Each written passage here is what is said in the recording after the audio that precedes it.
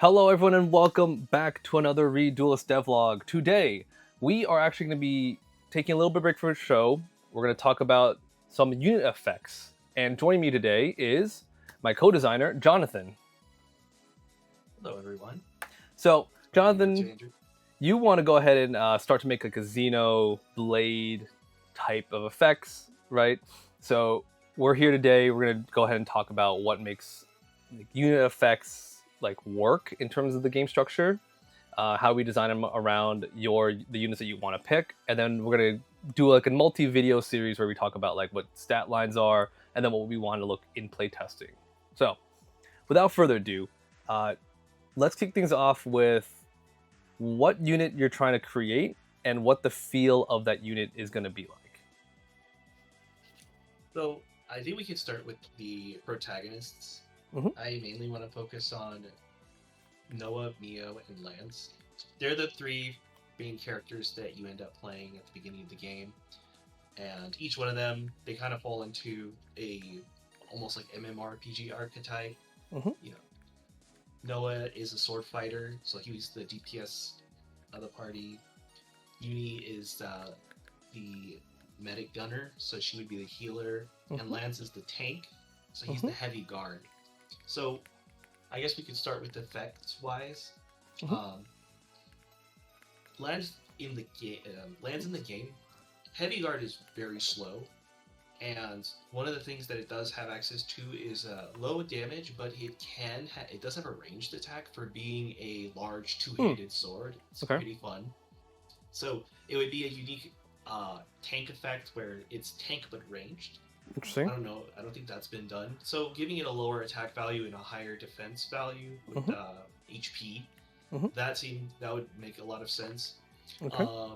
I also think that he also has a shield when he attacks, so I think that if he makes a ranged attack on a unit, he can also gain fortitude for the attack as a way to also be very effective to ping down other flyers and not take that much damage in return. Okay. Cool. Good. All right. So should we start there? Just like a quick one? Yeah, we can focus on Lance first. Okay, cool. So it sounds like Lance, like what you said right there, it's just going to gain a keyword. So the way that I do some of the effect balancing is I ask myself first, is this going to have more than one effect, right? Because as the way I do my stat distribution is that the more effects, it's going to have a little bit of a weaker stat line, and depends on those type of effects, right? It's going to be if a unit has like affinity, or if they require a cost for their effects, or a certain threshold, then those type of effects to me are like, we can kind of work around with the stat lines to make them a little bit beefier, because you have to work harder to get those type of effects. In this case, it sounds like Lance is going to end up being a very simple, one attacking, gain fortitude, right? Yeah. Yeah, so that would be the easiest way to put him onto paper. Yeah, so like just to like draw like a quick diagram on the screen, right? So we have like I call it a penalty system. So it's like a high penalty and then a low penalty, right? So low penalty, like I mentioned, it's like if we have just like single effects or non-advantage gaining effects, right? So like obviously like anything that says one attacking, SP charge 1, or draw a card, that's advantage gaining. And in this case, anything that does with combat, I don't count as advantage gaining, because it depends on like how you use the card, right? Now the high penalties, if we have multiple effects, right? And then we have in this case, we talked about we talk about it offline, but cards that like force movement is going to be definitely high. So, right, force movement. And then, of course, we have advantage gain. Now, I think card draw is very important. I think SP charge is definitely more important in this game, just because of the fact that SP is like a semi-limited resource versus card draw, you get 3 cards per turn, essentially. So that one's like, it really depends on the context. Now, In terms of those, the penalties is just going to be a very simple minus either from attack or HP. In most cases, I start with the attack first, and then I deduct from the HP later, right? So in the next video, where we talk about like the stat distributions, that'll be kind of what we're going to be focusing on in terms of like figuring out like where these guys want to go. But for now, let's go ahead and on my little template right here, we're going to type stuff in. So we're going to type in Lance, right? And L-A-N-Z. Oh, L-A-N-Z. To go. Okay. I have been writing it as like the spear type Lance. Okay. That makes sense. It's just not the way it sounds. Yeah. So, okay. So in terms of bringing it together, right? So what you mentioned, right? First things first, we're just giving this guy range. So we'll leave that for later. Range is also, in my opinion, adds as part of the penalty. There's a different stat distribution for range units, but for all intents and purposes, it does count as another type of effect. In this case, the effect, air quotes, is that this unit can attack up to 2 spaces, which is very big in this type of game, So, range aside, because that's it's just simple. We're gonna make this an auto effect because this is a when attacking trigger. Oops. Yep, when attacking, this unit gets Fortitude 1 for this battle. Oh, actually, it should just be this battle. Yep. So yeah, so that's like a very simple effect. Now, ask yourself this: when we have like the pool of effects to use for it, it's okay to like say, yeah, you just want it to be one line, because to me this is a very simple effect, and that works out pretty well if you want him to just be like a dude on the board, right? So I think, how does that look for you? That is one aspect of how he attacks pretty well in the game. Mm-hmm. So another thing that could be added is since there is a supporting character that's on the Keva side, which are the other 3 main characters that are part of the game. Mm-hmm. Technically speaking, Lance has a counterpart with Senna, and together they can do a move in the game called Interlink, which is basically 2 of them fuse into more or less like a bio mecha, and then they just look they're really badass. And in this case, their specialty when Lance is the one behind the wheel, because they have a form for each of them. It's much more of a heavy tank oriented style of a character. And the cool part about that one is, I think maybe the way that we could incorporate the other characters by using partner call. So that was where the rest of the complexity of the character would really come in. Yeah, and partner call, while I explain what it does, as I'm trying to multitask, try to pull this up. Partner call is another keyword that we use for, in this case, only a select like 3 pairs of units, where they will essentially pay a cost and they summon a copy or a specific copy of the card out, right? So the best example we have is Gozuki and Mezuki, and let me go ahead and bring this into the template. So up on screen, Gozuki here, that's 2 SP and exhaust this unit, then you partner call, and then there's a reminder text for it, because I would partly want to make partner call like a special deploy type of keyword effect, right? In this case, it checks for one thing. One, if there is another unit that has partner call, it doesn't do anything, because we only want to make sure that the partner call is special to what's on the field. And then the other one is that once you pay the cost, you search your deck for the indicated card, special deploy it so it's right next to the card, so adjacent to the unit. Right. So with that, this effect to me is always going to be one of those things where, because there's multiple things going on with it. One, it's very restrictive. You cannot spam partner call on the field. Well, okay, you have to keep killing off the unit that you bring out, right? But that's like one. In terms of like, if you want your units to live, you can only have that pair on the field, and you can't really free call or special deploy from your deck. The other one is that it costs SP, or rather, it has a cost, and also it exhausts the unit. So I mean, that means you have to play the unit, wait till next turn, do the effect, and then you can't really do anything after that with that turn. So to me, this is a type of effect where It's very meaty, and I would actually put this in not having any stat penalties associated to it because of how much like waiting there is to do with this type of card, right? So when we port Yeah. this over to lands, right? And if can you spell the unit? How like what was it? Sienna? Sena. Sena. Sena. Sena. So like Yes. John Senna. Sena. That's right. Okay. Yeah. You can't see her. No.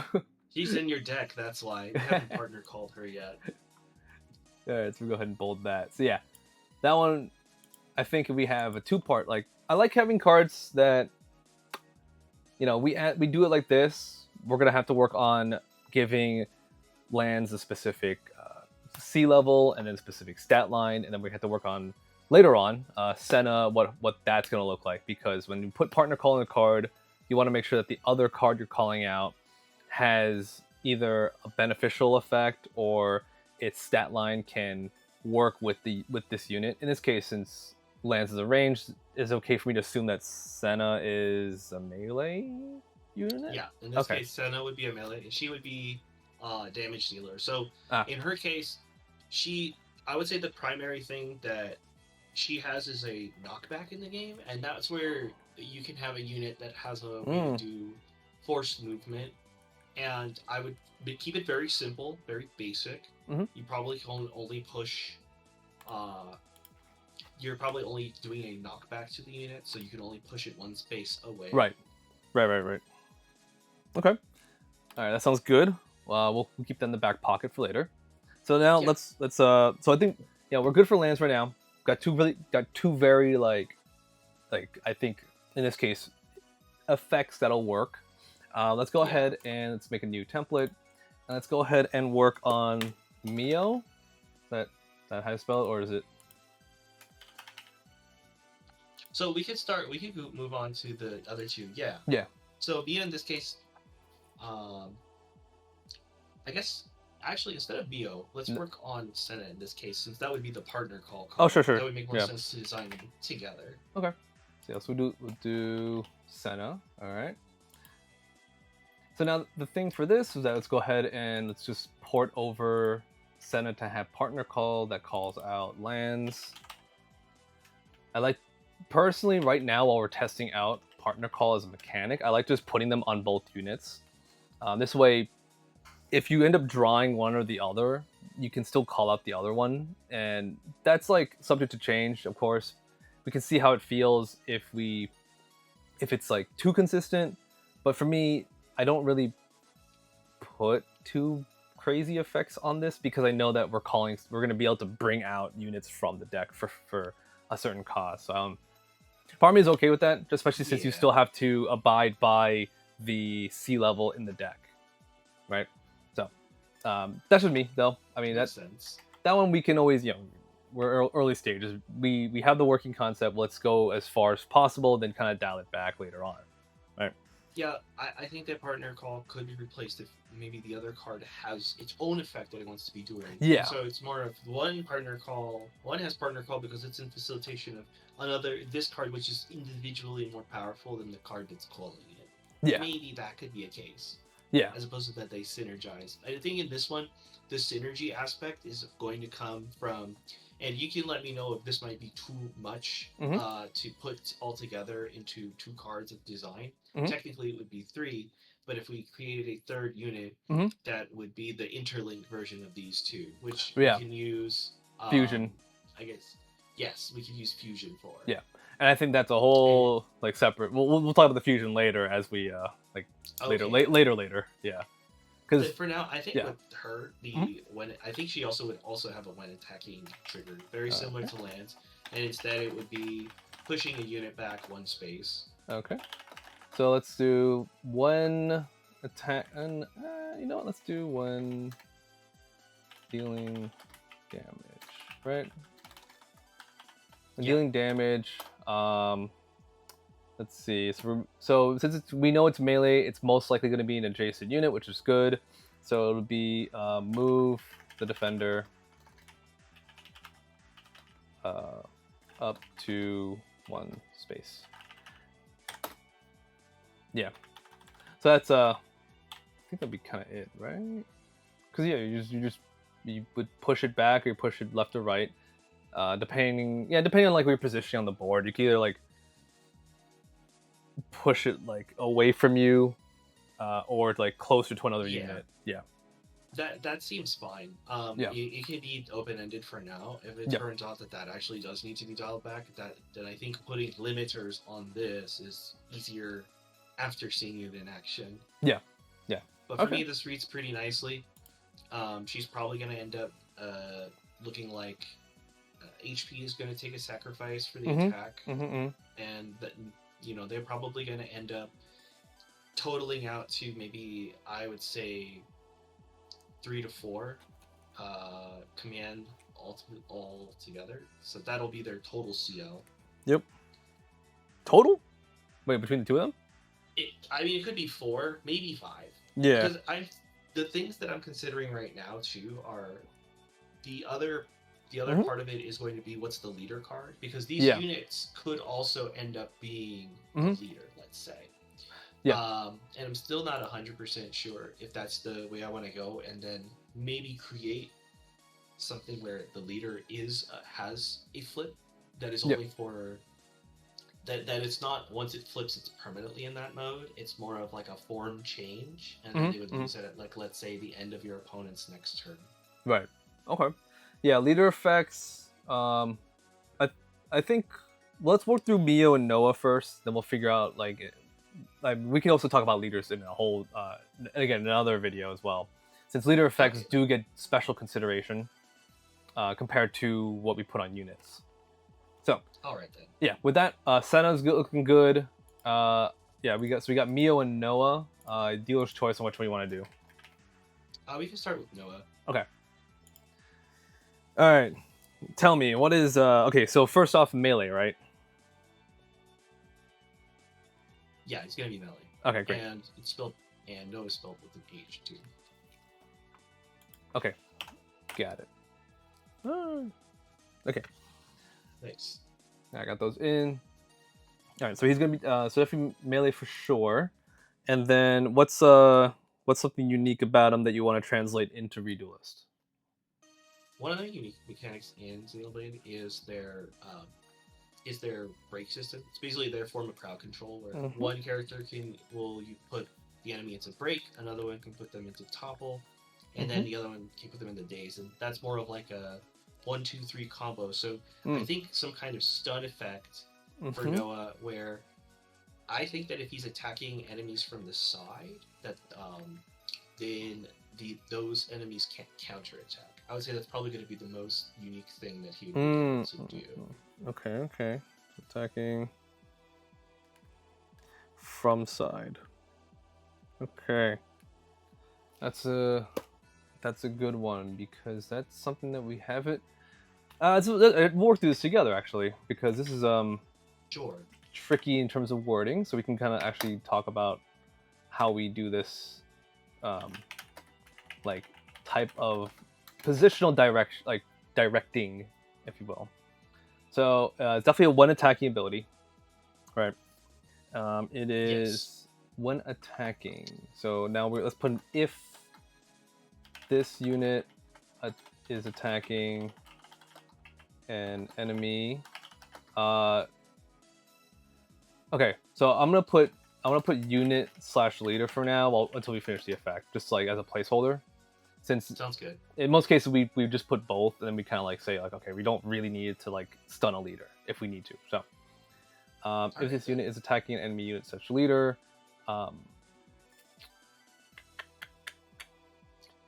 no, okay, so I got it. This unit is. I'm thinking about it. Hear me out on this one. If the unit, if the enemy unit / leader is defending, it does not counterattack. So just in general? Or yeah, like when attacking the chosen, or how would you just say the defender when you're describing enemy unit / leader? Oh, would you just normally say that? It would just be the defender. Yeah, if it's both, and it doesn't matter if it's unit or leader, then it would just be defender, like that. Okay. Yeah. Got it. I would put like defending unit or defending leader if I need to specify, if it wants to be specific about which are the two that it would be. Yeah. All right then. Yeah. If this unit is attacking a defender from the left or right, that enemy unit / leader does not counterattack. How does that sound? Yeah. Okay. So I'm gonna add a while statement. So while this unit is attacking the defender from the left or right, the defender. Actually, make it simple. Make it this unit does not receive damage. All right. Or cannot receive damage. Cannot receive damage. Receive damage. This battle. Yeah. So okay. For me, it's like what I want. So counterattacking isn't actually a term that we use, or we don't like. It's like one of those things where we describe it, but counterattacking isn't really a thing that's that we haven't defined as a keyword or like an action step, because both units will deal damage at the same time. You're right. I realized that that's more of like the shorthand that we use. Yeah, and so in this case, what we do or would do is to simulate that. It would just be like, okay, I'm the attacker, so I don't receive damage this battle. It's functionally the same thing, but descriptively, it kind of just makes a little more sense. Where it's like you pretty much, instead of preventing something, it's saying that, oh yeah, the combat still happens, but I'm not taking anything from there. Okay, yeah. Got it. Because this way, we keep it like succinct to the unit, as opposed to like making a condition on an enemy unit or leader. Yeah. So the one things for here that we want to probably bring up to the later group, or just get some feedback on, is how we're describing the position of this unit from the defender. In this case, the left or the right. Yeah. So like that one we can get feedback about how would that be best described, and if this is already legible as is. We have a good enough diverse group where we can get that kind of feedback. So perfect. All right. And then so no, in this case, if we keep it as is, it's going to take no damage from leaders. I think if you just want to leave Noah with this one ability, that's okay, and then we can just keep it as is. I think that if he was also going to have partner call, because I guess the idea was that each of them has the counterpart. So okay. Possibly in this case, Noah calls Mio, Mio calls Noah, and then for the last two, Uni and Kion, then we could do the same thing. So that's where this starts to get. I think that this is enough text on the card where, I think that this starts to get into where it'll either increase the CL, or is it just going to start to come down on other pieces? It's just going to come down to what the CL of this card's going to be, and then what the stat lines we're looking at. So let's go ahead and leave it here. Let's put it at the strongest version of it. Okay then. And then we can go ahead. I put the partner call for Mio. So let's go ahead, and on Mio, I'll put the partner call for Noah. Okay. So this one's kind of tricky. In the game, she's evasive, and I haven't really seen how evasion can work in this game, because I know we have stuff like provoke, which can force you to target you. I think that's probably what we can put on her as a baseline. Okay. Is provoke. Provoke on a healer? I don't really. She's a tank in the game. Oh, she's the tank. Oh, okay. Okay. Oh, then yeah. Provoke makes sense then. All right. The last two end up being the healers. Oh, the aforementioned third pair.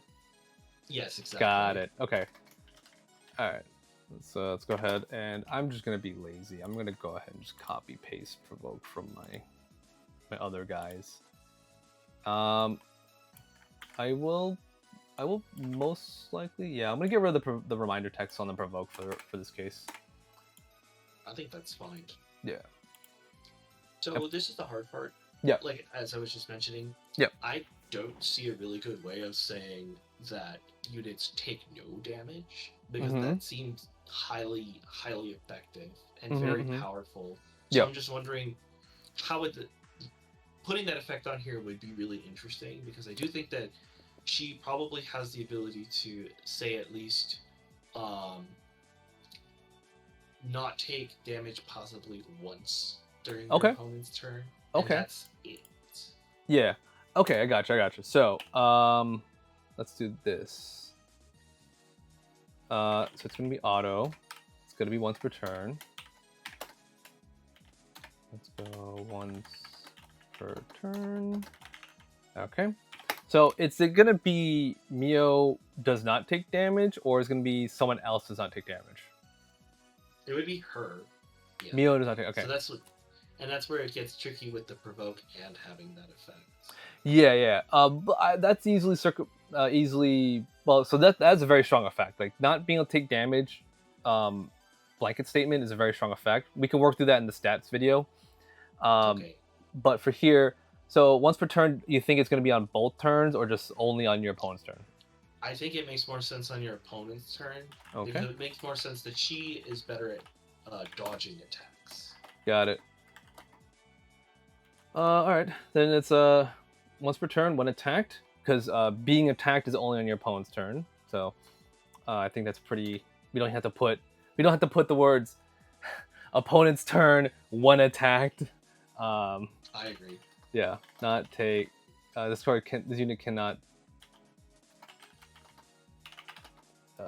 damage this battle. Okay, so yeah, pretty good wall. In that sense, yeah, this unit can take damage spell. I also see how thematically Noah and Mio do have similar effects, yet do it differently. So I'm on board with the flavor of it so far. Yeah, because no one needs to be Actually, it's funny. Senna sets up Noah better. Because Senna can knock someone into Noah's like left or right range, and Noah can just finish off for a free kill. It's kind of interesting. Yeah, that's true. Yeah. Okay. Yeah, so we got some good party, and then Mio obviously provoke means that they'll be stuck in place. Great. And then lands is just going to have the ability to pick off anything. If there is a range unit, lands will most likely have that big advantage, or even just even punching something right next to him. Like like having a free Fortitude 1 is definitely perfect against like provokers. All right. So I think we're at a good stopping point.